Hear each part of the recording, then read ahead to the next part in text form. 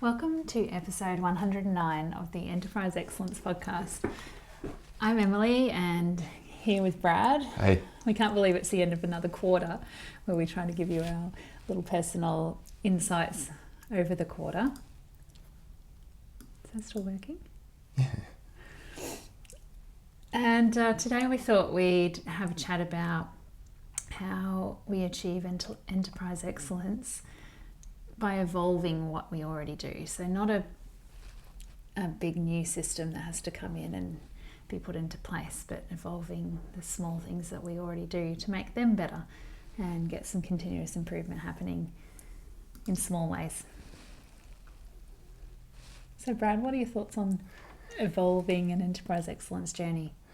Yeah, why I've been focused on this, like everyone knows our purpose is create a better future, but it's also there's an element which has always been how do we make these improvement journeys stick, because most fail. I think the stats show ever since Harvard did a study back in the 90s, over 80% don't actually sustain, and so I guess myself and Alex Teo and everyone in the community that I work with, Peter Hines, and a lot of people have always been studying how do you make this actually stick. Mm-hmm. And I think we're gradually getting better. I'm sure in 5 years' time I'll look back and think, wow, okay, if only I knew then what I know now. Yeah. But where we're at the moment is we feel that this evolution type approach where you evolve it, especially in countries where they don't respect power distance and, like Australia where it's very equal and there's a lot of existing habits, I think it can really help you get there a lot faster. Yeah. And a lot more sustainably. Yeah. What do you keep going to that for? Ask another question. Maybe say, how do you go about it? Oh, so how do you go about it? What would be, I know we've got the time optimization program on our website at the moment. Is that kind of a way to maybe start looking at how you do? I'd say that's like number two. Like number one, I think would be like it all starts and ends with senior leadership, and the more you can get to the most senior leadership, the better, because there's a concept called the leadership shadow. The leadership shadow is real. What senior leaders do sets a tone for what the rest of the business does or doesn't do. And of course it's natural. Do they see themselves as a team and work as a team or not? Because if they don't, they're going to go back and talk to their teams in a negative way about other teams, and that's going to create this cascade of division. Do they practice best practices themselves in the way that meetings are done and the way that we drive projects and improve towards strategy and our vision? If they don't, well, they're not going to be skilled at then coaching the leaders below them and how to actually get better at that, which means it's going to cascade. So that's sort of how the leadership shadow plays out. It's just logical. But I think the first thing I'd say to really enable this by sort of stealth or an evolution is first of all to really understand senior leaders, like understand their background, their goals, their vision, what they're really focused on for the organization, because typically that's really robust in most companies. Understand the meaning behind it, so you're trying to get to that meaningful side of things. What this allows you to do, if you're not that senior leader, it allows you to, one, start to build some trust with them by finding common ground in the background, what we share in common from a historical point of view, or where we live and what we like and what we do, because trust is important. But also it allows you to clearly understand their vision and their mission or purpose for that and the goals they're trying to achieve. Because anyone in this world, if you're trying to influence them, if you can understand ultimately what they want to achieve and you can then align to that and show them how you can help achieve that, you're going to get their buy-in. Mm-hmm. So I'd say that's the first thing to do. And then I think the next thing would be probably the time optimization program to help them save time. Because everyone's in the whirlwind, they're flat out. The more we can help them free up some time to put some effort to some different things, the better you'll go. So for everyone, that's on our website. You can go there, and I think it's on the shop page for free currently. Yep. Just note, depending on when you listen to this podcast, it might not still be for free. I think we're currently in September 2022. And so, see how you go with that. But it's freeing some time up for them and helping them go through a process to actually look at their time. And part of it, the time optimization program basically gets them to look at their vision and their direction. And so it's all connected. The next bit I'd say is, if you can, get commitment to run voice of customer analysis and voice of employees. And when I say voice of employees, I'm talking about really internal customers. They are a customer of the senior leadership.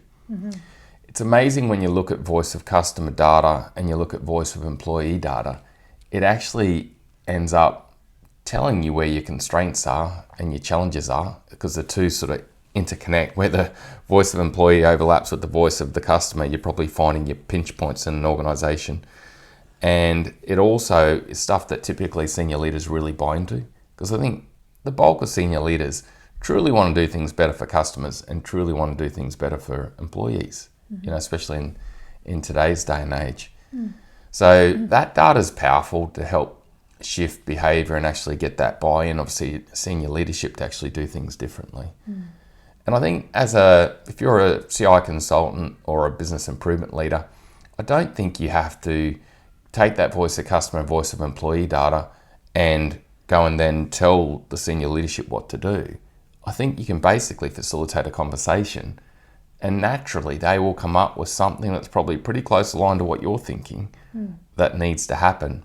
That's the next step of evolving it. You're not telling someone what to do, you're helping them come up with it themselves and really evolve it, which is powerful. If that voice of customer, voice of employee surveys are done well, you'll have amazing data. If anyone wants it, reach out. We'll be able to get you a simple template for voice of customer and voice of employee that's been inspired by people like Peter Hines and all sorts of experts over the years. Yeah, they're all on our website too, under the resources page. Oh, nice. Yeah. Already there. Yeah, so it's already there. Get hold of it and work through. The next bit that can help, but this can get a bit then jargony or a bit cliche in some regards, for depending on your organization, is to conduct customer journey mapping or value stream mapping. Now again, I'd say, what's the maturity of the company with knowing what these things are and actually being willing to do it or wanting to do it. It's not something that I'd recommend forcing on an organization, because you're going to create kickback on it. But I do find that most companies go, wow, yeah, that'd be cool. I'd love to map my customer journey and map the value stream. Because what this allows you to do, it allows you to do two things. It allows you to find your constraint, which is theory of constraints, that critical bottleneck that you need to unlock to help the organization just rapidly move to another level. It also centers everyone in the customer's shoes and allows you to really find those moments of truth for the customer. And it also allows you to think of some critical, improvements that need to be made. So the flow of a value stream or customer journey mapping event is typically some projects. And this is where the tune-up starts, the evolution, the things we need to improve. Because typically I find that most companies, they don't have a solid project execution system in their meetings. Like, meetings are very past-looking, talking about data, very few actions forward, very few focus on critical projects. And it is a technique where you then bring in some lean or agile project management techniques, right? But I'd say in this step, the way to do it is not to just necessarily come in and train on that. It's more to facilitate a conversation with the senior leadership first around how could we improve our meeting? Like just our existing meeting, which they typically have once a week. It typically goes for an hour or two. All you want to try to do is help them tune up the first 5 to 10 to 15 minutes and turn it more into a performance meeting. And a performance meeting that's tuned into their vision, their strategic goals, tuned into the critical measures, and has the outcome of, some rapid actions we got to do, but also 1 or 2 projects that they're owning and executing. If you can help their meeting evolve, and it mightn't be in the first session that you do this, it might be over multiple sessions that you're gearing it up, that their meeting's becoming more of a rapid performance meeting, and they're starting to learn some good project management skills. You're basically training by doing and helping a senior leadership team become skilled at these critical aspects. And then they're ready to be able to start coaching the rest of the business, particularly if they have a great experience through it. If they start to see themselves, hey, we're getting more done, our results are going better, we're driving performance, we're getting some projects done, we haven't done that before, we're doing 3-4 times the projects we did before. Wow, that's amazing. You can then basically go, right, well, how do we get this going in another part of the business? Do you think you can get it going not at the top level so well, say in a middle level team, that that scale of performance can get noticed and maybe taken on board by the senior leaders that way? I think you can, but you need to treat that middle area setting up as if it's the senior leadership. Like, the problem is if senior leadership go, let's go do lean and agile somewhere else, and and they say go do it and then report back to me, and they don't have a meeting to overcome problems and help remove barriers themselves, you will have other teams go off and start doing performance meetings. They'll invariably have problems come up they can't handle that's starting to rock their world and stop it run well. They'll try to escalate that up to the leadership team, one above them, and they won't be skilled at removing impediments, executing projects, driving actions to fix things that happen out lower down. Now, that doesn't have to be the most senior leadership team in the business, but it has to be at some level.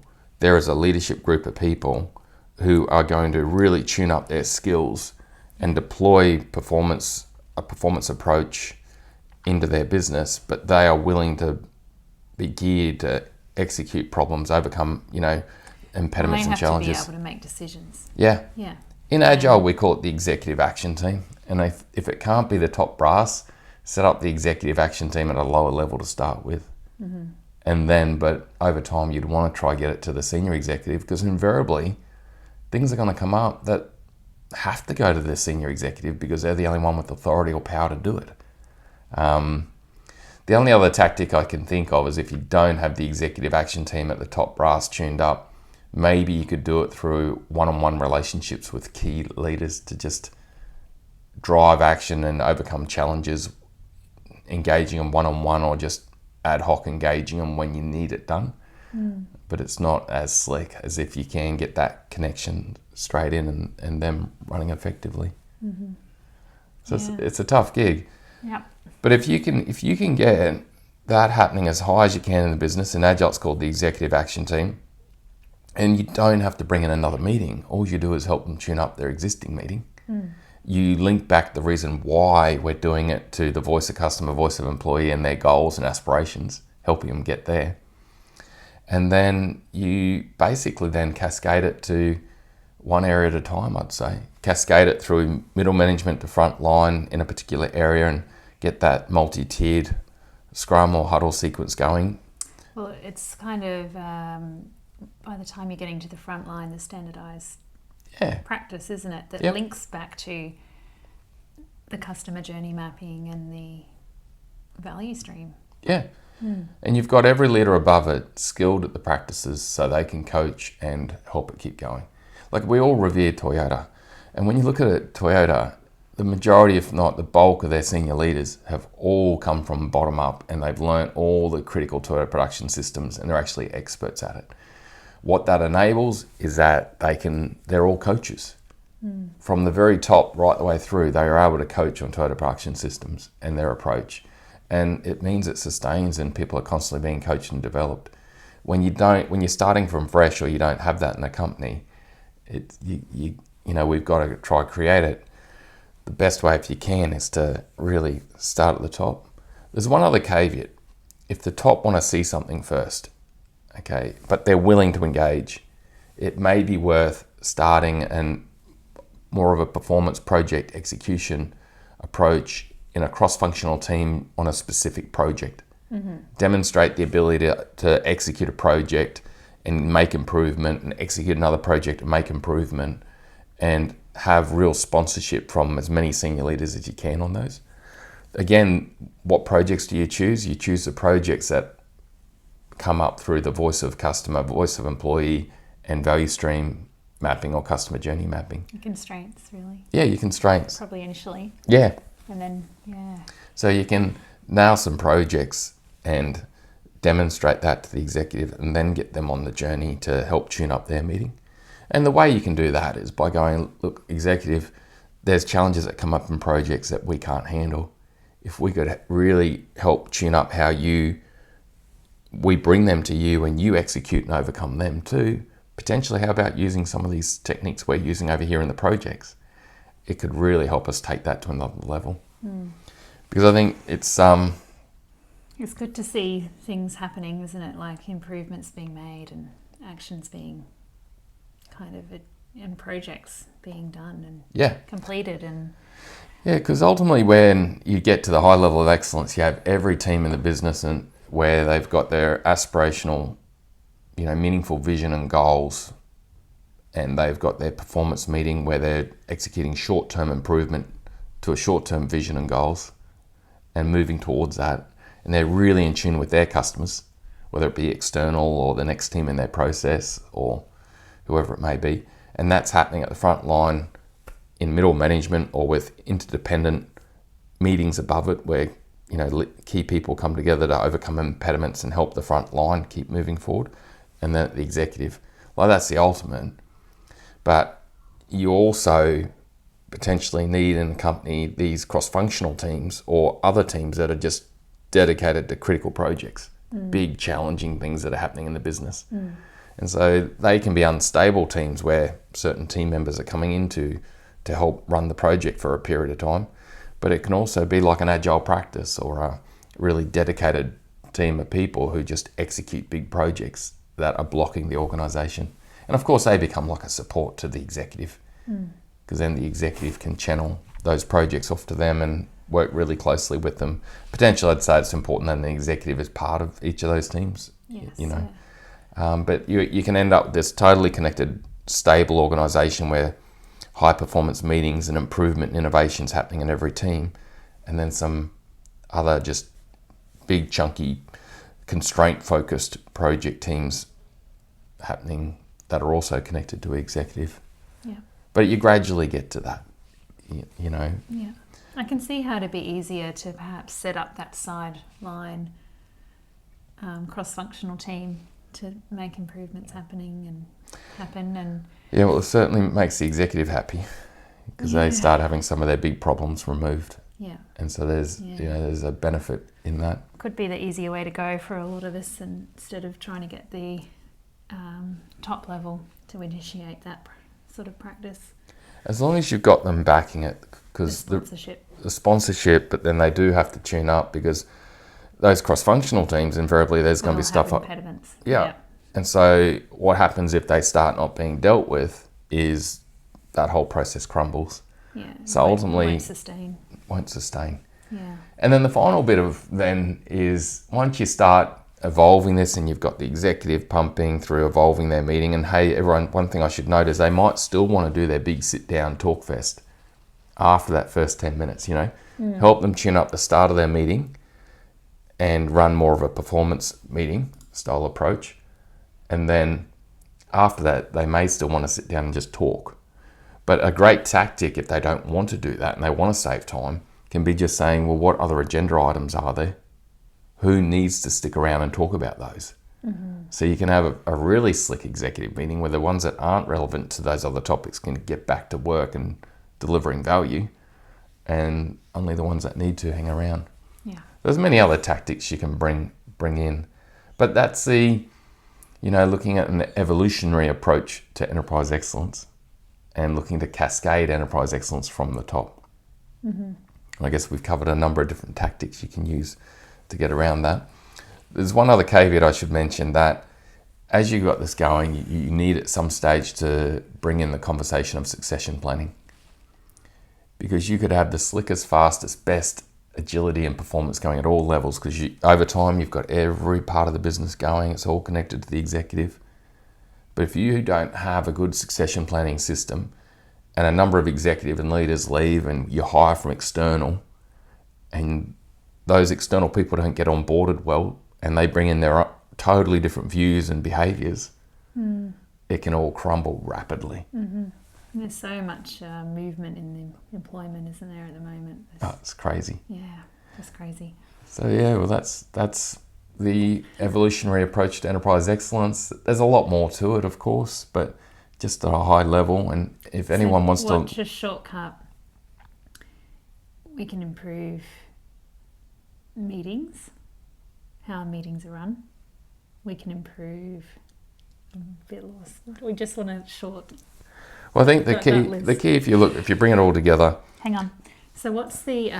if we give everyone just a quick short list of some practical steps now. Number one practical step would be get to know the most senior leaders you can and really understand their background and direction and really what their vision and goals are. Yeah. Number two is see if you can convince the business to do some voice of customer, voice of employee surveys and look at our website for those. Potentially also help the leaders save some time rapidly using the time optimization program. Yeah. Then, is value stream mapping and customer journey mapping right to do right now? If it is, do it, find some critical projects and start to then look at how do I just tune up the executive meeting?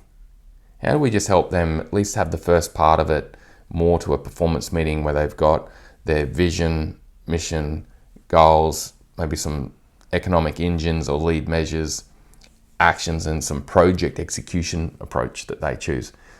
That could be an agile approach, it could be a traditional PMBOK approach or Gantt chart approach if that's part of the company's culture and what they do. Help get that going. And then maybe some of the one or two critical projects sitting there and the executives start getting used to executing one or two key projects. Then pilot down into a particular area of the business. It could be that your first pilot's going to be unstable or temporary project teams where you pull people out of different parts of the business to execute projects and overcome big challenges. Mm-hmm. But it's key that they have that performance meeting happening above them with the executive so that any impediments that come up that they can't handle can go to the executive and be dealt with. Mm-hmm. And then the final bit I'd say after it all is look at, do you have a monthly review meeting of projects and performance? Some people call it business process review or business performance review or integrated business planning, or there's many names for it. Mm-hmm. But it's just, is there a forum each month where what's being worked on in the business and the projects we're working on that's conducted? The main reason I'd say for it is to make sure people aren't overburdening themselves and that they're working within capacity and demand, and also that we're working on the right stuff. Today you might need to adapt and change rapidly. Yeah. That's the main tips I'd give. And then your succession planning. Oh yes, I shouldn't forget that. But that's down the track a little bit, you know, depending on what your turnover rate is. Yeah. But yeah, succession planning is a critical factor. Yeah. Okay. So on the website we've got the time optimization program under the shop page, and we've got lots of business resources including the empathy map. Do we call it the empathy map? Oh, the voice of customer survey, voice of employee survey, empathy map. There's a lot of resources. Uh-huh. Yeah, so you'll find that all under the resources page. Yeah. Well, thanks, Emily. Thanks, Brad. Cheers. See ya. We'll talk to you in another quarter. Bye. See ya.